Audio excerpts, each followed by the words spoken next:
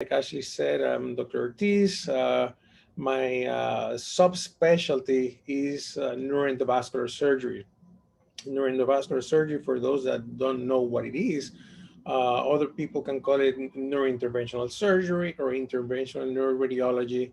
It is a field that has been developing over decades, but now in the past 10, 15, 20 years is when it has become really like a very developed specialty, managing multiple neurosurgical conditions. And I'm gonna go over them, showing you specific cases so that you can have a better idea of what we do for living.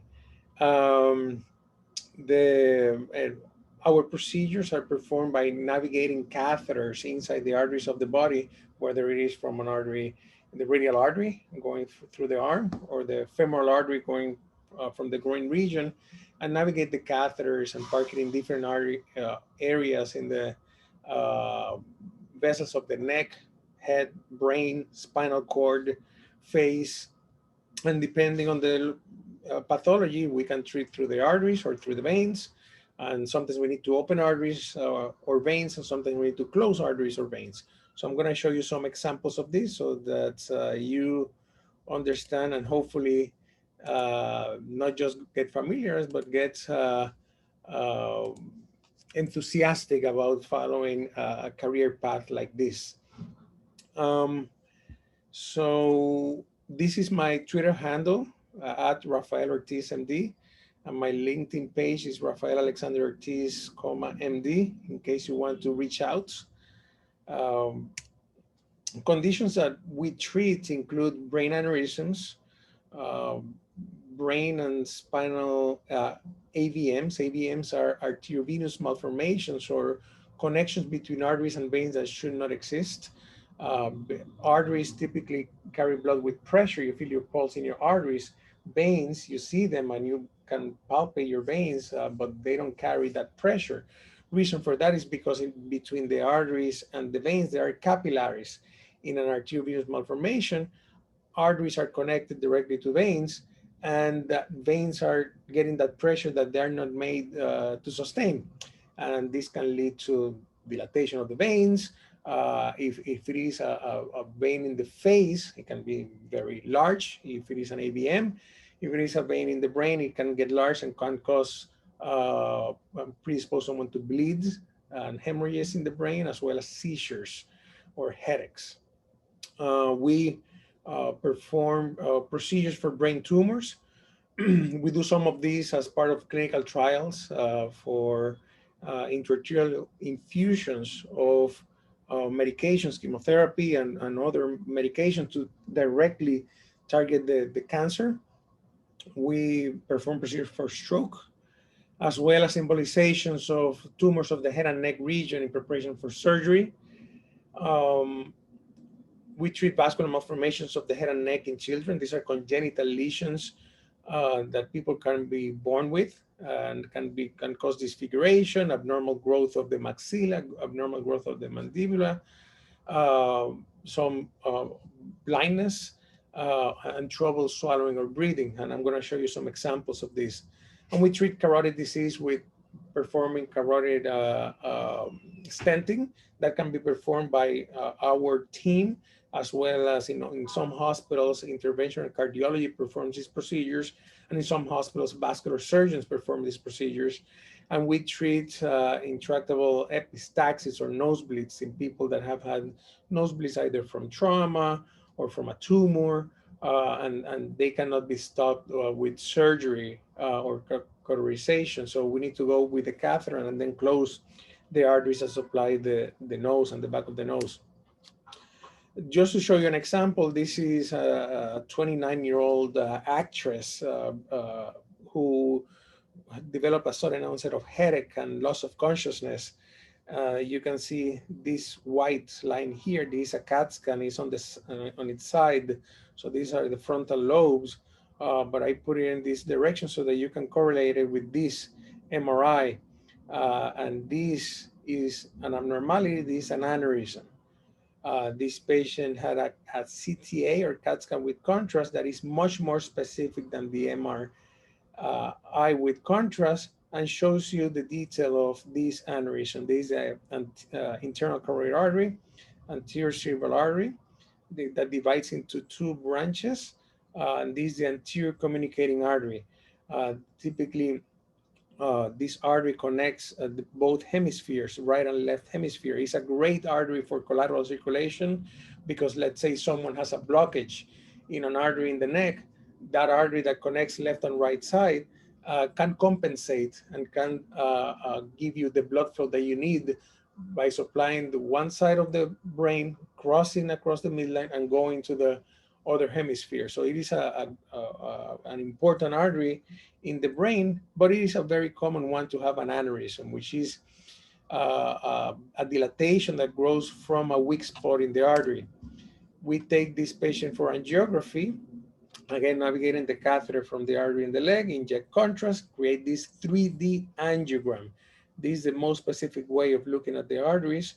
Again, anterior cerebral artery divides into an A2 segment of the right anterior cerebral artery, anterior communicating artery, A2 segment of the left anterior cerebral artery, and left ACA, left A1 segment of the ACA. But this is the aneurysm. This was a 3D angiogram. This is a 2D angiogram. And this is the one that we use for coiling. We put a catheter inside and then put these strings of metal made of platinum called coils that prevent blood from going in and prevent rupture and bleeding from the aneurysm. I'm going to show you an example so you can see details of how we do this. This is a video of someone that did present with bleeding from an aneurysm. She had subarachnoid hemorrhage. That's the type of bleeding that aneurysms cause. This is an injection of contrast of the AP view of the left vertebral artery. And what's important for us to see here is that she was born with a normal left posterior cerebral artery on the left side, but then a small right posterior cerebral artery. And that's important for us to know because when we inject the artery that has the aneurysm, we recognize that this artery that is here is the very important artery that we need to preserve. So whatever we do for treatment of this aneurysm, we need to make sure that we preserve the artery. This is the aneurysm. It's a bubble that grew from the right posterior communicating artery, which is an artery that connects the anterior circulation with the posterior circulation. The internal carotid artery is what's called the anterior circulation supply. And then the vertebral artery and vascular artery are the posterior circulation. After we find the aneurysm, we measure it so that we can choose the size of the coils that we're going to advance into the aneurysm. Important features of the aneurysm, that is a wide neck aneurysm, that is the origin of the aneurysm is wide. The wider it is, the more challenging it is for us to treat it, because when we treat with coils, we need to make sure that they stay inside the aneurysm. But if the waist or origin or neck of the aneurysm is too wide, then the coils can come out. So it is because of that reason that in her case, we did what's called a dual microcatheter technique, in which we put two microcatheters. And this is a video of us working. You see, we control the catheters. My left hand is advancing the microcatheter. My right hand has a micro wire. This is the tip of the micro wire, and this is the microcatheter. And we're looking in two views. This an oblique view, and this a sort of a lateral view. It's smaller, but it's less important for the purposes of these illustrations. So we advance a microcatheter, and now we're going to advance a second one. Reason for that is because we're going to use one of the microcatheters to advance coils that are going to frame the aneurysm. And then the other one is going to be to coil the aneurysm inside the other frame. That will allow us to keep the coils where we want them and prevent them from going into the parent artery or the posterior communicating artery. If we close or put coils in this part of the aneurysm, we're gonna cause a stroke. So everything that we're doing during this procedure is avoiding a stroke. Yes, we want to treat the aneurysm, but our brains are, let's make sure we do not cause a stroke. That's constantly what's happening in the room. In our procedure room, we have two surgeons working together. We have a physician assistant. We have three angiographic technologists. We have two nurses and one anesthesiologist. And the entire group, in the entire time of our procedure, is thinking about how can we avoid a stroke from happening. I'm gonna fast forward because it's a long video, but you can see how we're advancing now the second microcatheter. And then when the other microcatheter is in place, we're gonna start advancing coil. The coil is a string of metal, made of platinum, and we're going very slowly until we get to the shape that we want. Like I told you before, we don't want it to extrude outside the aneurysm or we can cause a stroke. Um, the reason why that can happen is because not only you can close the artery, but coils are thrombogenic. They predispose to clot formation. Um, you see, we're being very patient. That's why the video is long. This the entire procedure being recorded. We are we want the ideal shape of that first coil, and here we got it. So now with the second microcatheter, we're gonna go inside that coil mass, and we're gonna start coiling and fitting the inside of the aneurysm. And we're gonna put 1, 2, 3, 4, 5, 6, 7 coils. The coils have a predetermined diameter and length, and we determine the size of the diameter and length depending on the size of the aneurysm and how much of the aneurysm is still filling. But you can see we're basically packing, and the way we advance it is similar to the way we advance that wire before. You see with my right hand, I'm advancing the coil slowly inside the aneurysm. Now we keep downsizing the coils because at the beginning we needed a larger coil to fill the space. Eventually that's not necessary. And at the end of the procedure, we remove the microcatheters, and then this is the angiogram showing that we occluded the aneurysm and preserved the normal artery. So this is an example of what coiling means, coiling the aneurysm. Since the development of coils, which were developed in 1991, there have been many more recent things, and the one that is the most attractive is what's called a flow diverting stent. This is a 60-year-old woman that had an aneurysm found by chance, incidentally, because she was complaining of headaches.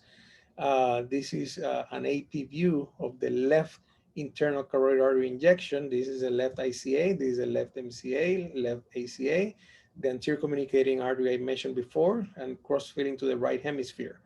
This is the aneurysm. That's the bubble that shouldn't be there in the left ophthalmic artery. We place this stent, that's the flow diverting stent. The most common one is called pipeline, but there have been many iterations since then. So there are different brand names. So before and after. So by putting a stent in the normal artery without having to get into the aneurysm, you redirect flow, prevent blood from going into the aneurysm, and then the aneurysm thromboses with time. Doesn't happen immediately. This follow-up is 6 months after treatment. Usually takes weeks and months for this to go away completely. So this has obviously significantly changed the way we manage aneurysms in the brain. Now, sometimes we cannot treat either by putting coils or by just putting a stent. For example, this is a large aneurysm of the left middle cerebral artery. This is ICA, MCA, the aneurysm, and then the distal branches of the MCA. If we close this aneurysm with coils, we're going to cause a stroke because we're going to close the entrance to these vessels. putting a stent is a major challenge here because stents are not as flexible as the shape of this aneurysm would require. The catheters that we use are completely straight, so they're flexible, but they're straight. And for us to come here, coming out, and then putting a stent, we have a risk of really losing the stent in the aneurysm and making the problem even worse. So we're fortunate that we work in teams. And uh, specifically in our team, we started at Lenox Hill in the years 2012, 2013. And when we started, it was Dr. Langer and myself. And the concept was that we could manage any cerebrovascular problem A through Z, whether it was by open cerebrovascular surgical techniques or by endovascular techniques. And I'm fortunate to have worked with Dr. Langer as a partner because he's not just a great person and a human being, but he's a superb cerebrovascular neurosurgeon of world excellence. And in his main specialty is cerebral bypass surgery, which he, in this case, was connecting, creating a graft from an artery that was going in the face, the internal maxillary artery, and connecting it with a vein, with an artery in the brain, the middle cerebral artery. He puts a clip to create demand for the bypass to exist. An artery exists if there is demand. And he can do a beautiful surgery and spend hours and hours doing this and sewing this 2 millimeter artery. But if there's no demand, the artery will thrombose and will close. So he had to put a clip to sort of create that demand, that ischemia that was necessary for this um, bypass to stay patent and stay open. And then after that clip is in place, this clip is this one here. And after that clip is in place, that's when we went ahead and put the coils to close the aneurysm. So at the end of the procedure, you have the normal internal carotid artery, M1, anterior cerebral artery, and then this is a bypass graft connecting an artery from the face with an artery in the middle cerebral artery. So this is obviously a very complex combined treatment. And we're fortunate that we work in a team in which we have the expertise to really collaborate and to compensate and work together and take advantage of each other's strengths. Um, Changing topics a little bit, this is a case of a stroke. This is a 58-year-old man who's a history teacher and in middle school, and he had been having multiple transient episodes of vertigo, room spinning sensation. While teaching class one day, he did have the vertigo, slurred speech, and right side weakness. And he was fortunate that one of the students, a sixth grade student, um, went to the nurse and told her, Mr. So-and-so is having a stroke. And the nurse came and evaluated, and she was right. So they transferred him to our hospital. On arrival to our hospital, he got a CAT scan of the head. This is one cut of a normal CAT scan of the brain, except for this white dot. That dot is the basilar artery, and when it looks as bright as bone, it means that there is thrombosis or blockage of that basilar artery. The basilar artery is basically the most important artery in the brain. It controls the brainstem or the switchboard of the brain, and when it is occluded, it is close to 100% mortality. And the people that survive basically survive being uh, uh, locked in or comatose. And this is a CTA that was done at the time, confirming the blockage of the basilar artery. This is the left internal carotid artery, right internal carotid artery, supplying the anterior circulation, and then the basilar arteries that supplies the brainstem. There is a cutoff, and you see a gap between these end and then the other branches above. This is an emergency. The faster we treat this person, the better the person is going to do. When someone is having a stroke, a blockage of an artery in the brain will cause an average of 2 million neurons dying per minute. 2 million neurons dying per minute. So the faster the person gets treated, the better the chance of recovery. He was treated with intravenous TPA. That's a clot busting drug that is given through the vein. And then that medication is helpful mainly in people that have blockages of small arteries. When you have a large artery like this, it might not be as effective. And that's when we come into play to do what's called mechanical thrombectomy, which is again navigating the catheter from the artery in the leg. In this case, we park the catheter here. This is looking at the head from the front, this is from the side. The top of the head is here, right side, left side. From the side, top of the head, back of the head, neck is down here. So the catheter is here. We injected contrast, and contrast goes up. It stops here. That's the stump occlusion, and then comes down the non-dominant vertebral artery. You can see that the shape of these two arteries is similar. However, this one is larger than this one. This is very common that all of us, we all look different outside. We all look different inside. So our vessels have variations of the normal. And this is a dominant right vertebral artery with a hypoplastic or small left vertebral artery that this man was born with. But he had the blockage here. And then we navigated a microcatheter and deployed a stent. It's difficult to see it here, but there's a couple of dots. That's the end of the stent, or the beginning, and this is the proximal end, distal end, proximal end of the stent. This is called a stent retriever, or in simple terms, stent on a stick. It is a stent that different from a stent that you leave in the body. These are just temporary during the procedure. While we're opening the artery, we regain some flow, and then we pull it out and pull the clot out with us. And this is what came out with the stent. This is what was causing the blockage. And then the next round, you can see complete recanalization and reperfusion of the arteries in the back of the brain. He had complete recovery from this. He went home 2 days later, back to a normal life. Reason why he had the stroke was he had atrial fibrillation, or irregular heartbeats, that can predispose people to develop strokes. People with atrial fibrillation should be on some type of antithrombotic therapy, some type of blood thinner to prevent strokes from happening.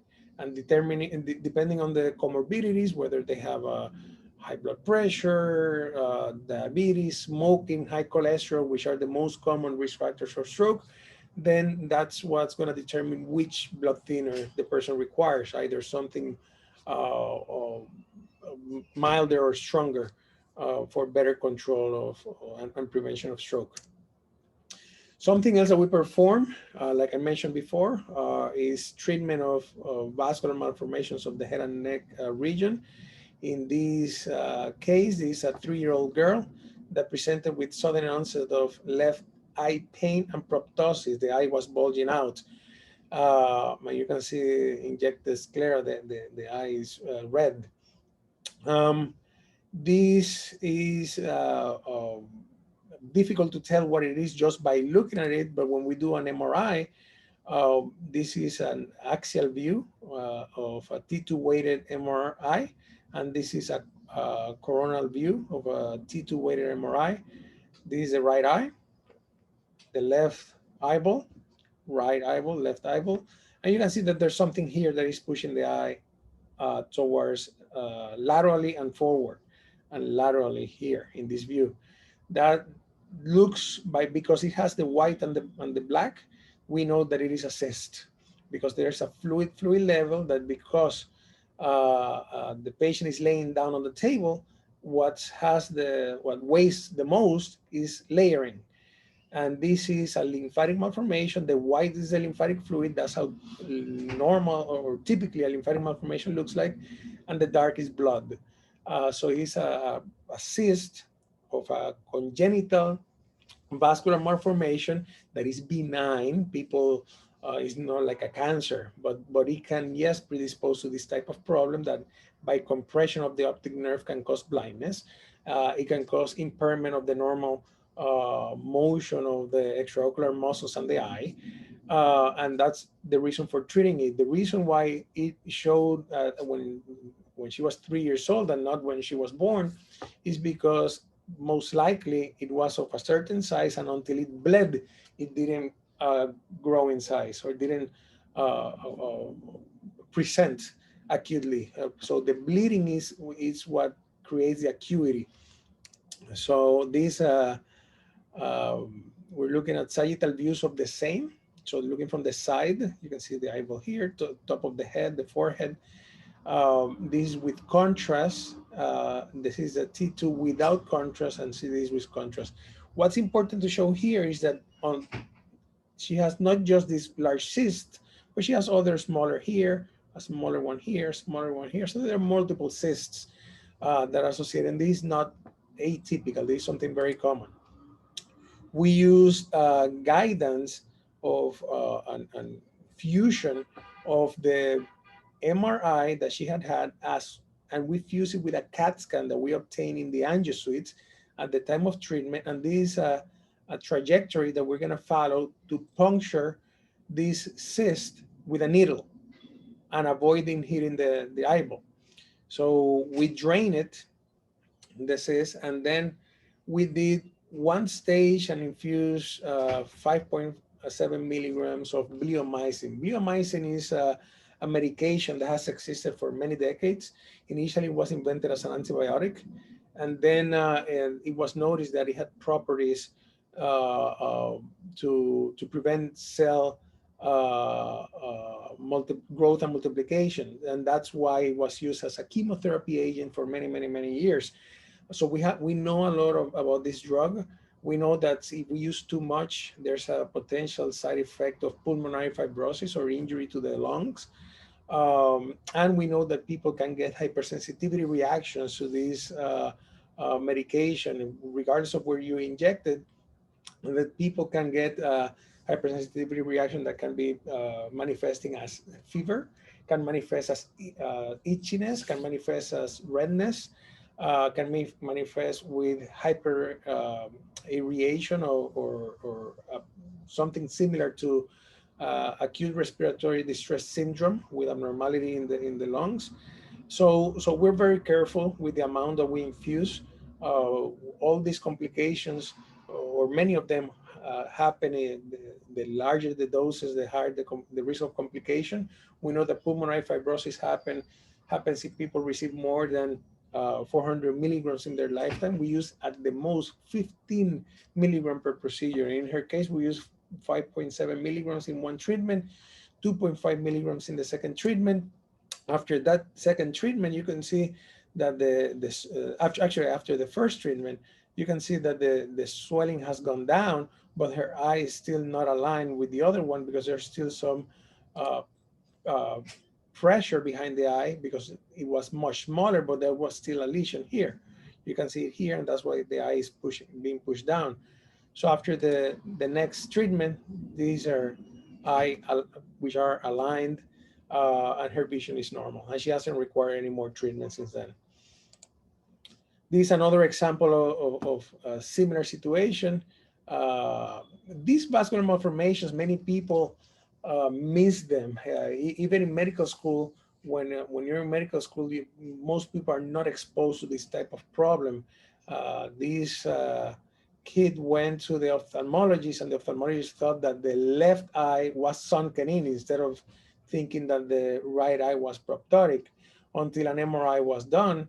That's when they found that yes, he had a cyst behind the right eye that was creating the proptosis. Again, the same type of treatment, the needle, drainage, infusing biomycin, a second treatment for the smaller cyst, and then the follow-up shows that there's no significant residual and normal vision and alignment. I mentioned vascular malformations, and I specifically mentioned arteriovenous malformations. This is an arteriovenous malformation of the spinal cord. This is a little bit different from others. This is someone that presented with neck pain. This type of lesions, so people present with pain, whether if it's anything related to the spine, could be pain, could be weakness. If the lesion is in the neck, like in her case, this is her cerebellum. This is the brainstem. This is cervical spinal cord. Um, if then the symptoms can be anywhere below that level. Can be weakness in the arms, weakness in the legs, if the pathology or the problem is lower down in the thoracic spine or lumbar spine, obviously the arms are going to be spared, but the symptoms are going to be weakness in the legs and problems with urinary retention, bowel and bladder loss of control.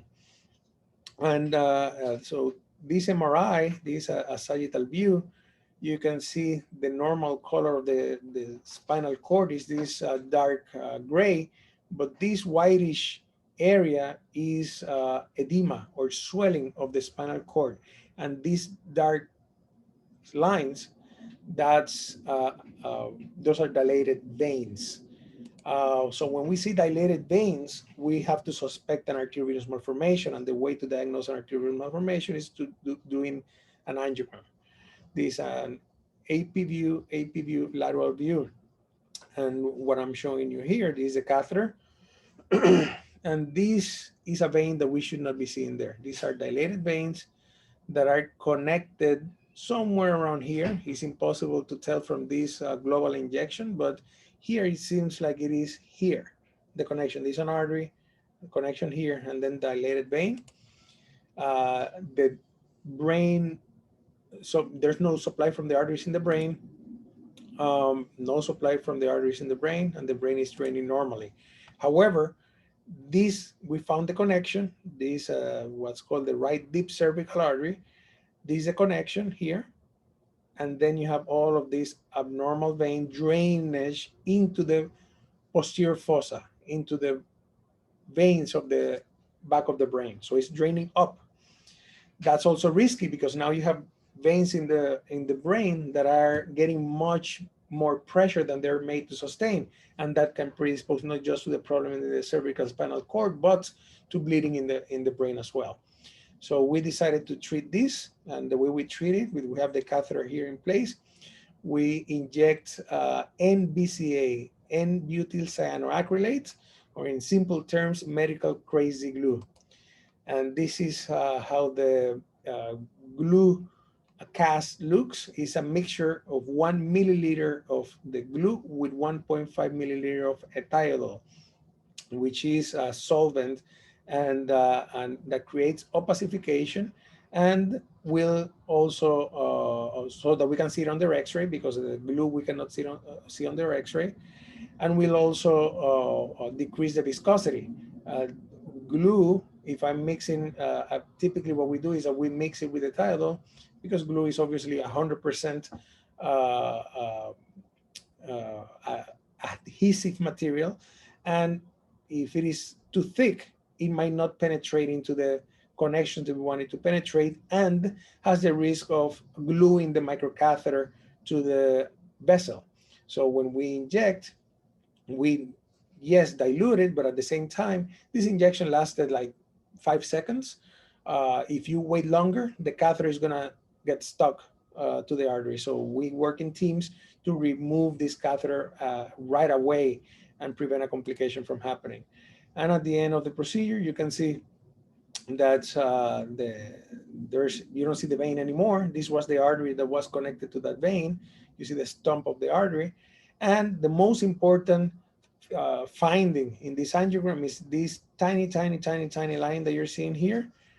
That's the anterior spinal artery. That's the normal artery that supplies the spinal cord. If there is a blockage of this artery, that is a permanent weakness below that level.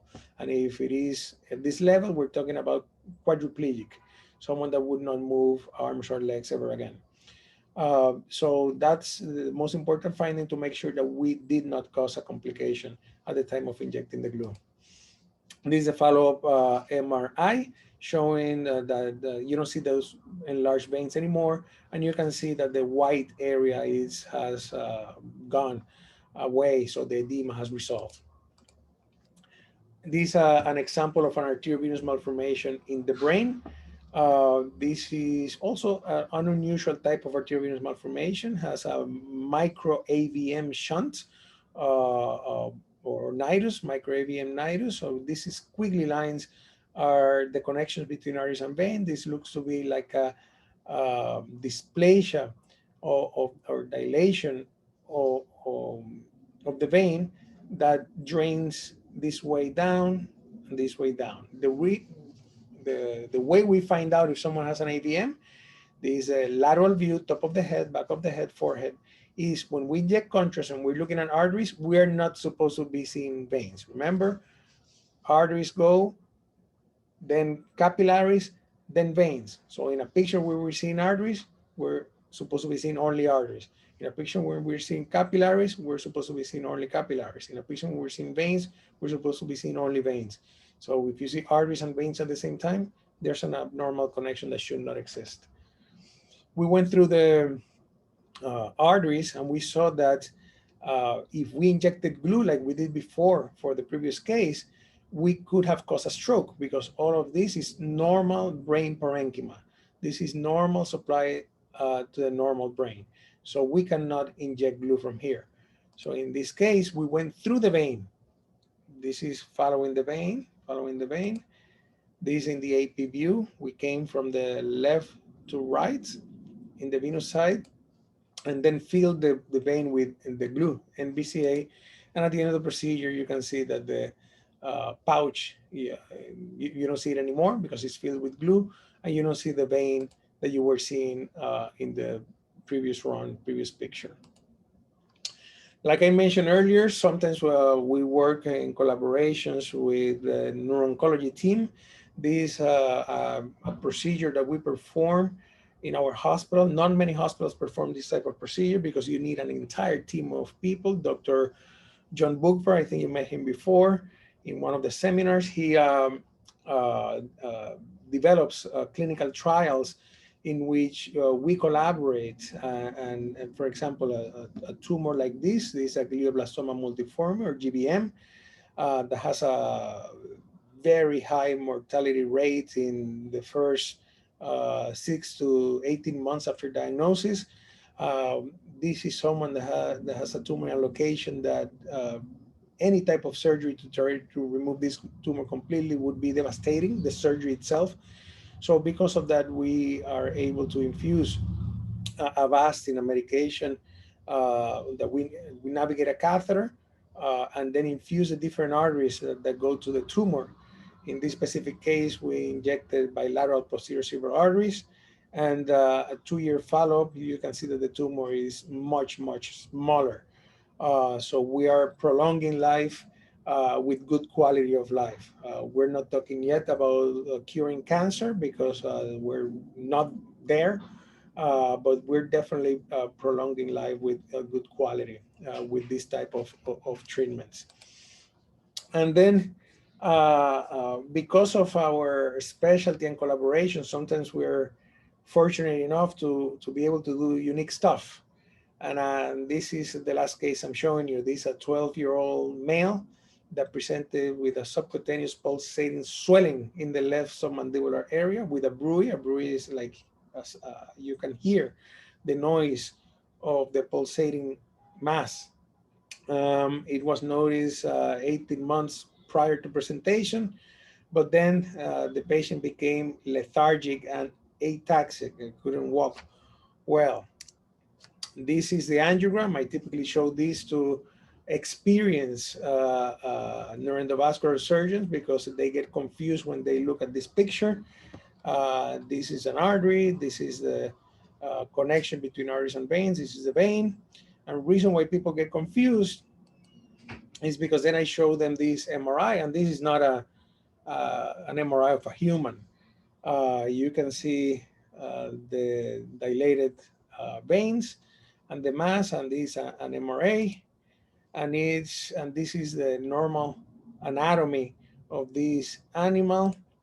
It was this dog, the interventional radiologist from the animal hospital called us to see if we could help in this case of this dog that was lethargic, and whenever he would try to walk, he would be falling over. He was ataxic.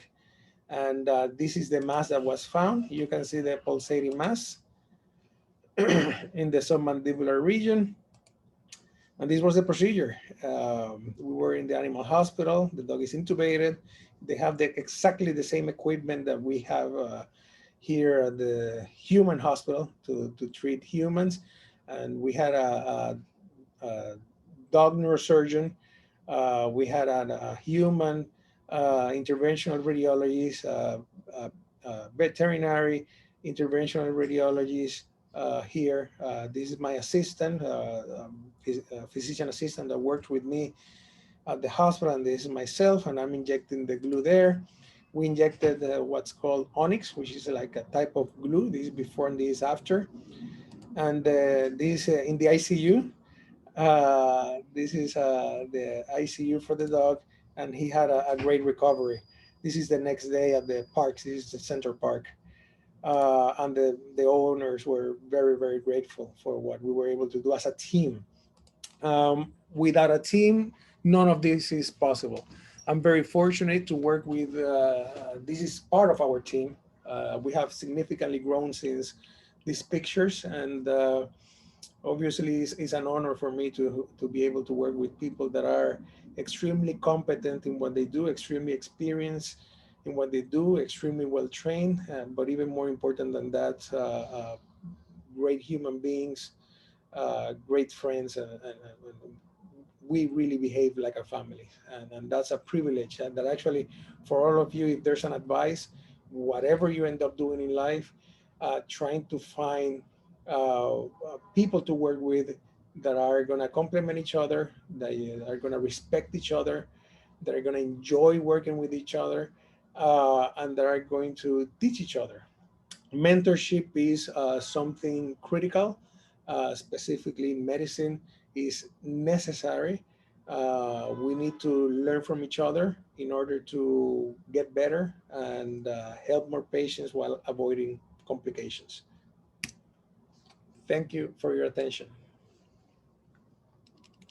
That was so great, Dr. Ortiz. I can't believe you operated on a dog. Yes, yeah. We did a couple of those, yes. They're rare, but yes. That is nuts.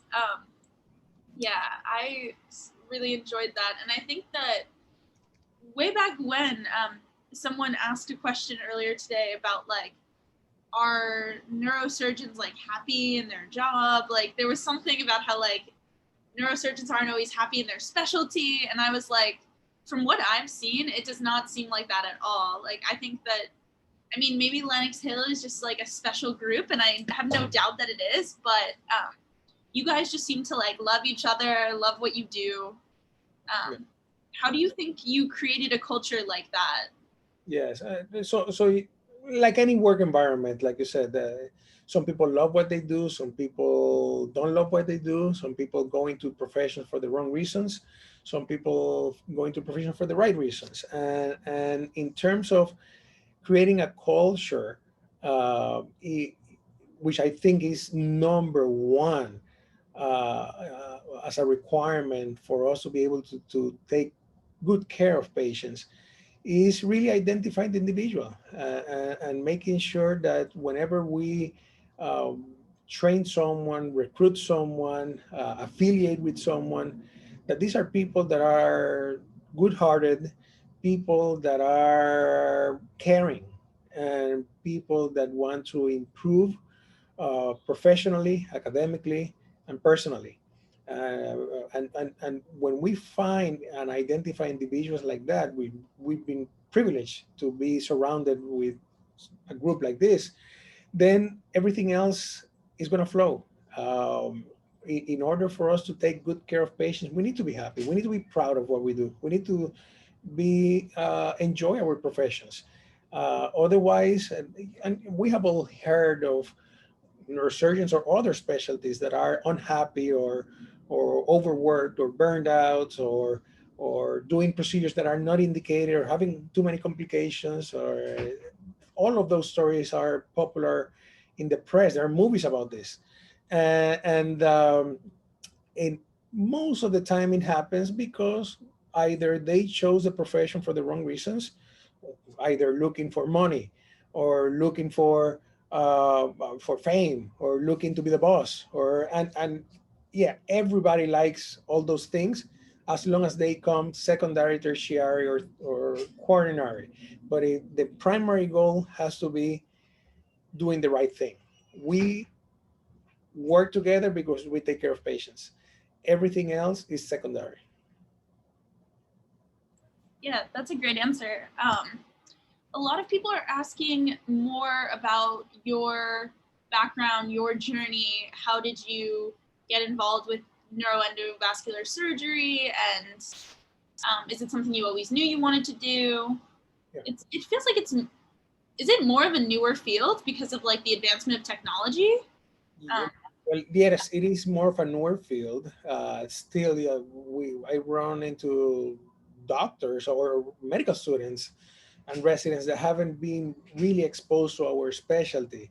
So let me tell you the journey, so that in case someone identifies with some of part of the path. Um, I uh, I wanted to be a doctor since I was a kid, and my dad is a doctor, an anesthesiologist, and I always wanted to be a physician. I thought I wanted to be an orthopedic surgeon, so I did when I okay. Then I went into before going to medical school. I had to go for an undergrad, so I did microbiology with a minor in chemistry. I like chemistry. I like math. Math was my favorite subject in high school. Uh, and but creating the path towards medicine, I went microbiology, minor in chemistry, and then in when I got to medical school, I did a rotation in orthopedic surgery, and I didn't like it. It wasn't what I was expecting. I thought I was gonna like it because I like sports, and I wanted to be working in something related to sports, but it that wasn't it. And but what attracted me in during medical school was neuroanatomy. It was very complex, it was very interesting. You could figure out if someone had a problem in a specific spot in the brain just by looking at their face, just by looking at how they walk, how they swing their arms, how they have a limp. And that was fascinating, number one. Number two, at that time, it was also personal because my grandmother had Lewy body dementia, and she wasn't diagnosed until I diagnosed her because many people uh, thought either it was Alzheimer's or they thought she had side effects from the antipsychotic medications, but it was really Lewy body dementia. She had the rigidity of the Parkinsonian features and the hallucinatory features of Lewy body dementia that can confuse people when and confuse it with Alzheimer's. So that obviously created a path and attraction for me to go into neurology. And when I am doing a neurology residency, I figure out that I needed to be able to do more. That was my personality. I wanted to do more procedures. I wanted to be able to do be hands-on, and and during the different rotations in neurology, I learned about interventional neuroradiology, where I was training, and these were mentors become so critical.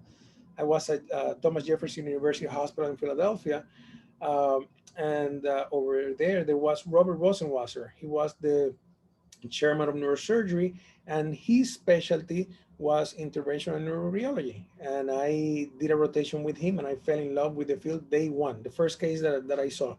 I saw him treating an aneurysm. I said, this is what I need to do. And I found the pathway. I started doing a lot of research. Where do I need to go? Who do I need to train with? How can I make this happen? Um, so following that path, my after finishing neurology, I did a fellowship in stroke and neurocritical care at Jefferson in Philadelphia as well. Again, getting a lot more exposure in Neuro-Endovascular from that team. And then I came to New York City to train with Alejandro Bernstein or Alex Bernstein. He is one of the pioneers of the field. He's one of the people that invented what we do. And this is why this is still a relatively new field. When you talk about other specialties, people invented them 100 years ago. When I'm talking about neuroendovascular surgery, you're talking about someone that is still working, and and that's why it's such a new field. And he was obviously a huge impact in the way I behave in the angio suite, in the way I treat patients, in the way I think about treatments. Um, um, During that time, that's when I met this person that is joining us right now. Dr. Langer and myself worked together during that time, and that's when we recognized that we had to work together for many, many more years to come. And yeah, and then I stayed working with that group until 2012, and that's when I moved over to Lenox Hill Hospital.